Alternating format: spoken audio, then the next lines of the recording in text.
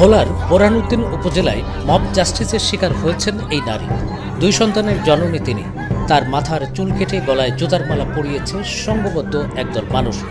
এই নারীর ছেলে বলছেন, আবাস থেকে উচ্ছেদের জন্য মিথ্যা অপবাদ দিয়ে তার মায়ের উপর বর্বরতা চালানো হয়েছে। ন্যাচারাল ব্যাকটেরিয়ালাইসিসের সুরক্ষায় ফ্রেশ ও অ্যাক্টিভ সব সময়। এখন ধুলাবালি জীবাণু ঘাম ক্লিন বোল্ড। রিমার্ক। বোরহানউদ্দিন উপজেলার বড়মানিক ইউনিয়নের 5 নম্বর ওয়ার্ডের 7 সেপ্টেম্বর এই ঘটনা ঘটে। বড়মানিকা ইউনিয়নের 5 নম্বর ওয়ার্ড বিএনপির সভাপতি হুমায়ুন কবির নিজ হাতে এই নারীর গলায় জুতার মালা পরান। তার সঙ্গে ছিলেন 20 থেকে 25 জন। হুমায়ুন কবিরের ভাষ্য, ওই নারী পরকীয়া করতেন, তাই তার চুল কেটে গলায় জুতার মালা দেওয়া হয়েছে। তবে ওই নারীর ছেলে, যার বয়স 19 বছর, তিনি বলছেন এসব ডাহা মিথ্যা কথা। তারা অন্যের একখণ্ড জমিতে ঘর তুলে 10 বছর বসবাস করছেন।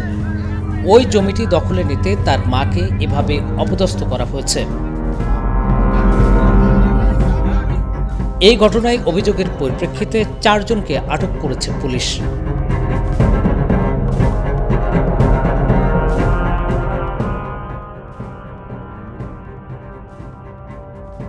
ন্যাচারাল ব্যাকটেরিয়ালাইসিসের সুরক্ষায় ফ্রেশ ও অ্যাক্টিভ সব সময়। এখন ধুলাবালি জীবাণু ঘাম ক্লিন বোল্ড। রিমার্ক।